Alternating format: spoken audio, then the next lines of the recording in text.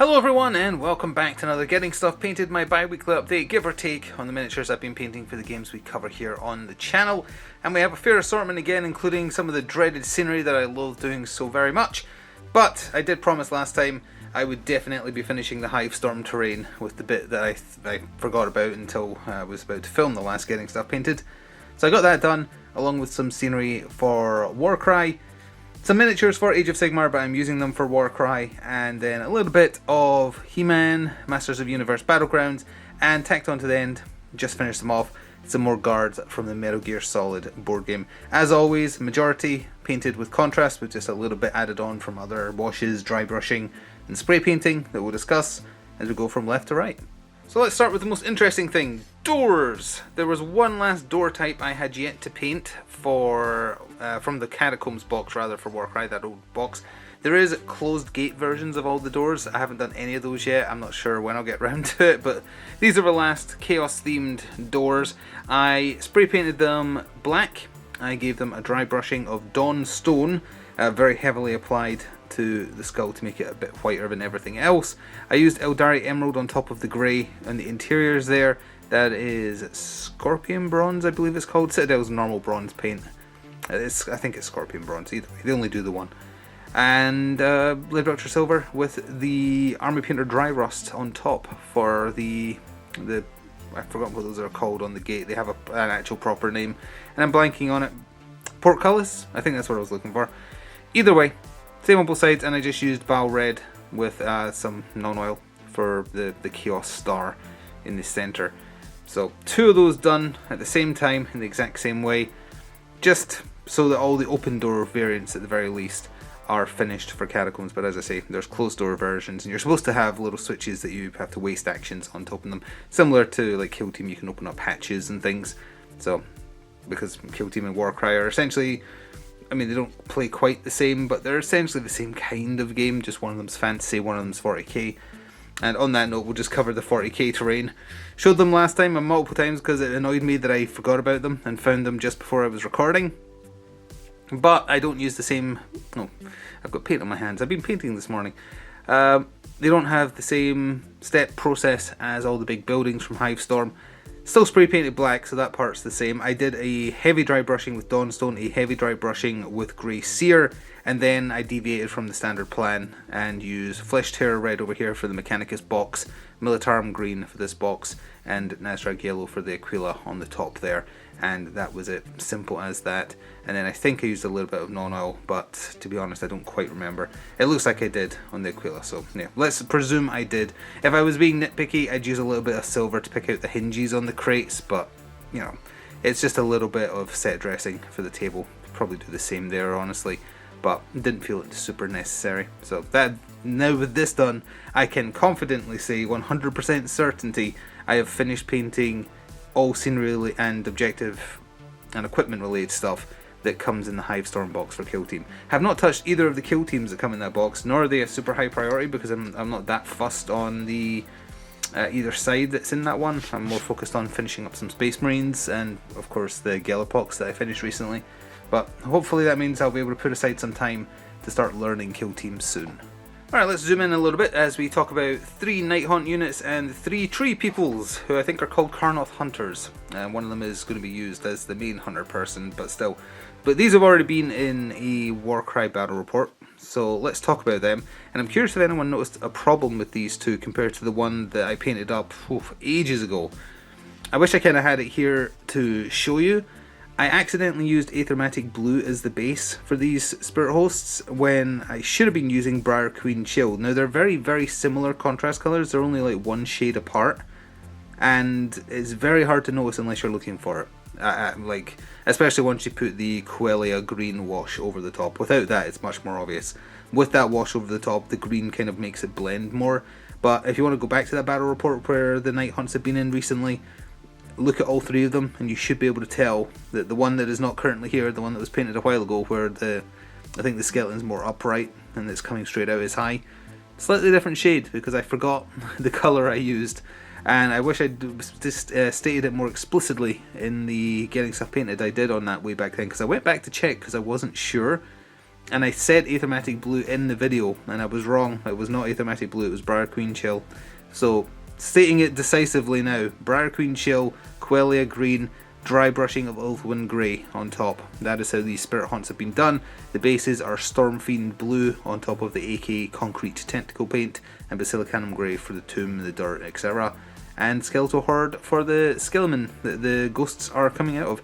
Very cool. I remember talking about the very first Spirit Host I did, how I'd take forever to get the others done because of how appallingly bad they are to assemble. It was very true. Found these exceptionally frustrating. I think this one turned out how it's supposed to look. This one looks nothing like it's supposed to look, but I thought it looked kind of cool, and at least it was sticking together because I could not work out what they were looking for. So I settled for that, and because it's kind of offset with coming out the skeletons, like he's leaning over, it still kind of centralizes on the base. So I accepted it, and honestly I actually think this looks a bit better than how you were supposed to have them posed. This one's supposed to be more upright and kind of swooping over, and these two are supposed to be a bit more separated in the official picture of them. But that's why you need to do better assembly instructions and have actual like divots for things to slot into, rather than ever so slight like little concave bits, and that's supposed to be good enough for you to work out what you're doing. It isn't, it's awful. Anyway, then we have a Grimghast Reaper. I have a bunch of these, but I needed to paint one up to use in Warcry. Just a bunch of spooky ghosts with sides. They don't have much going for them stat-wise in Warcry, but they do have that extra inch of attack range, which means ideally you want to stop outside of an inch, be able to attack, and then that forces the person you're attacking to waste an action getting in combat with you, which is remarkably powerful. That's a very potent thing in Warcry if you can attack without getting stuck in combat and forcing the opponent to move into you. So I use the usual Nighthaunt stuff. So I've talked about that a bunch of times before. Black Templar with Incubus, Succubus colour on top. It's a kind of very dark emerald green. I've talked about it before. Briarqueen Chill with a Krellin green and a dry brushing of Ulthuan Grey for the spooky ghost bits. This is that bronze paint from Citadel I was talking about again, with a little bit of Aethermatic Blue to give it that kind of bronze crusted look. And known oil over it after that, and the base is precisely the same as the ghost. And a van just stopped outside my door, and I'm sure the dog is going to bark in a second, so I'm going to have to do a break there before we talk about the treeple. Alright, I'm back. I can't guarantee there won't be a dog bark jump scare because it's a van doing maintenance work next door, so I can't guarantee that there's not going to be any sudden noise that sets her off. Let's talk about the Kurnoth Hunters for the Sylvaneth army. I love these treant type things. Unfortunately, I would have wanted to model them all with a bow. They have options of bow, greatsword, or scythe. Usually scythes are my thing. I don't think Sylvaneth scythes look very good. I think they look bad, to be fair. And optimally, the normal versions of the Kurnoth Hunters with bows are really, really bad in Warcry. Their stats are just very lackluster for how many points they are. So the optimal strategy, as it were, is to make the leader one have a bow, because he gets an extra die thrown into his attacks, so he can put out like 6 strength 4 attacks the length of the board. That's pretty good. And then the more accepted optimal strat is for the other two, assuming you're bringing 3 of course, is, well, scythes are good, greatswords are good, they're good at different stuff. It depends what you want, if you're going up against high toughness or just lots of wounds. So I liked how the greatswords look, and I quite like the running poses for them, so I did that. For all of them I used the same colours. I started with a Rattling Grime on top of a Grey Seer base. I did a heavy dry brushing of, I believe it's called Dryad Bark. It's a dry brush paint from Citadel. I applied that quite thickly. Used some Mantis Warrior Green, Striking Scorpion Green on top of that, because it's got green accents on the official paint job, so I tried to match those up, and hopefully this is in focus. Then I used Mantis Warrior Green for the leaves. I used Gut Ripper Flesh for the undertone fleshy bits, like connecting the thigh and the ankle, and then the arm to the wrist.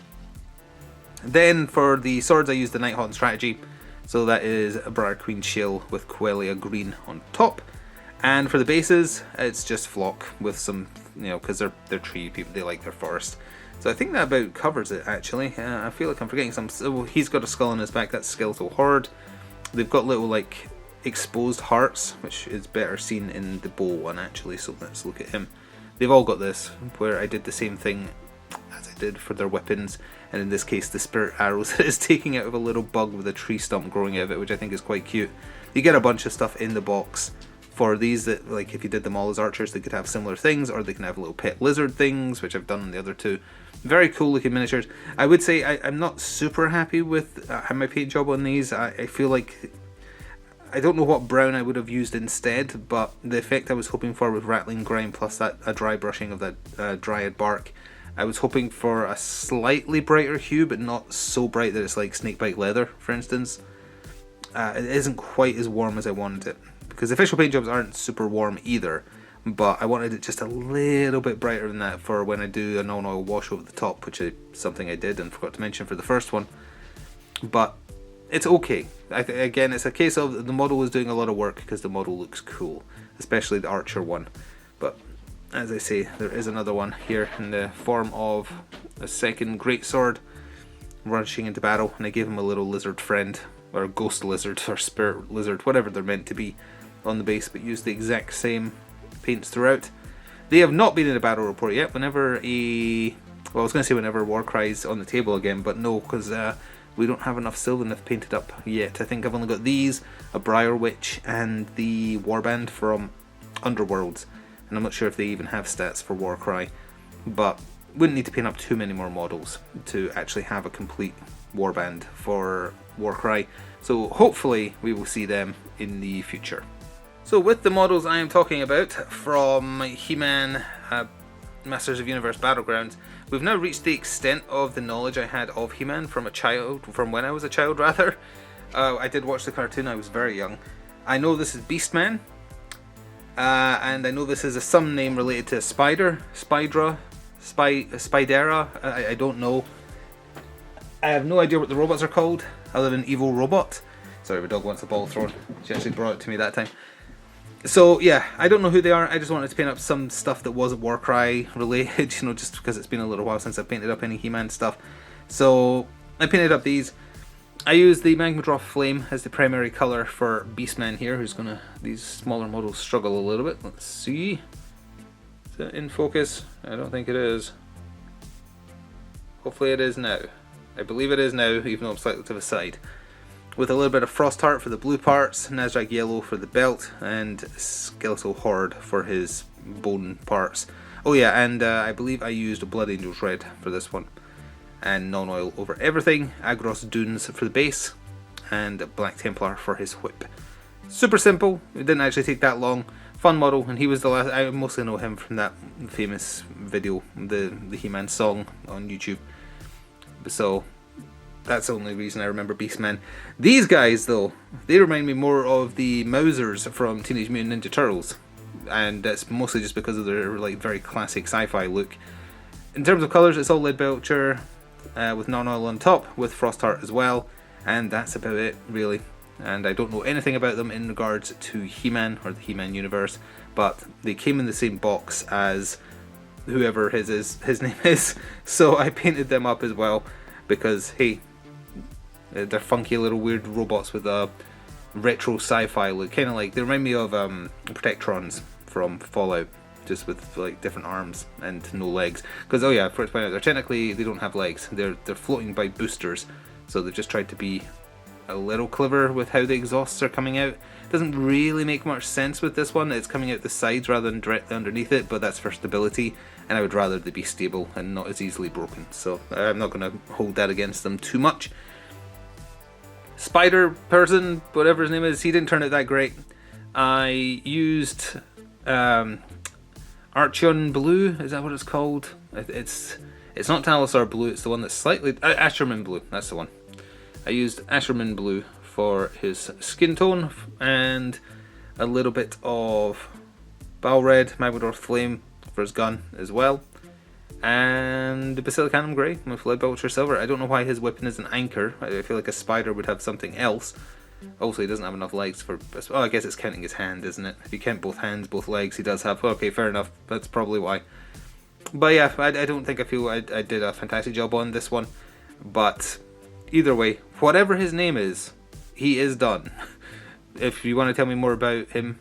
Like, his name was on the box, it's just I don't remember. And I'm sure it was Spider related, but I'm just getting through the other Wave 1 and Wave 2 releases I got for Battlegrounds in the collection I got from a friend. So just painting them up. I don't know when it'll be back because it's an awkward game to find the time for, and there's a lot of games I want to be playing right now, so I kind of have to prioritize the ones where there's a viewership for it. And speaking of viewership, thank you for watching the Metal Gear Solid board game series. I'm glad it is being popular. It is one of those things where when it's done, so that's why I'm kind of going heavy on it right now, and I'm enjoying playing it. But it is a case of, it's not a game you can play ad infinitum, really.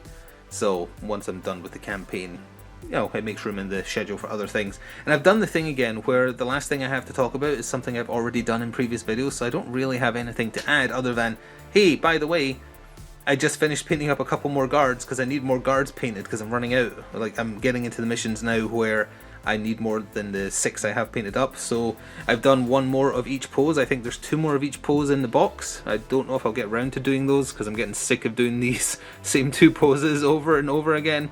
But if you want to know specifically the colours I use, the last Getting Stuff Painted had all the stuff I've been painting for the Metal Gear Solid board game in it thus far. So all the player characters, all the bosses, and all these soldiers. I talked about them at length there. I used the exact same strats for these ones and just got them finished up because I need them for the next video on it I'm recording. And yeah, I shouldn't do these type of things last, I should do those first. When will I ever learn? I don't know, but hey, that's at least 2 more of those down.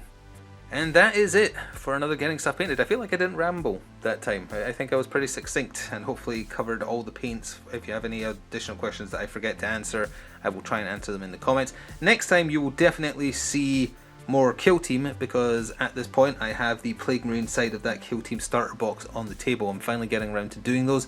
I'm having fun with doing them. So that'll definitely be on here. As well, I'll return to God Tier. Mostly just because, again, I was getting bored of painting from the same game types, so I wanted something different. So I have a bunch of unopened God Tier characters, so I cracked one of those out. Just about finished at time of recording this, but not quick enough to include, so they'll definitely be in here next time. And then after that, I'm not sure. Beyond those 2 things, I will definitely guarantee more of the Metal Gear Solid board game because I have to paint up some more bosses. So that's definitely going to be there as well. I've got 3 left to paint up, I believe. In order, it would be Sniper Wolf, Vulcan Raven, Liquid Snake. I think those are... Oh, and Metal Gear Rex himself, once I decide to tackle that big thing. So yeah, those are the last bosses I have to paint for that box. So you should expect to see all of that, and maybe some other side stuff just on a whim, such as what I've done with the He-Man villains there. If you want to show me what you've been painting, feel free to do so on Blue Sky, which is linked below, or you can just talk to me in Discord. People post pictures of what they've been painting in my Discord now and then. Happy to see it. If you need an invite to the Discord, just stop by when I'm streaming on Twitch or on my gaming YouTube channel, which is 6 nights a week, and I will happily provide you with one. With that said, thank you very much for watching. Hope this inspired you to get through your pile of grey shame. It doesn't matter if you're good at painting, as long as you enjoy the process. And until next time, roughly in 2 weeks, ta-ta for now.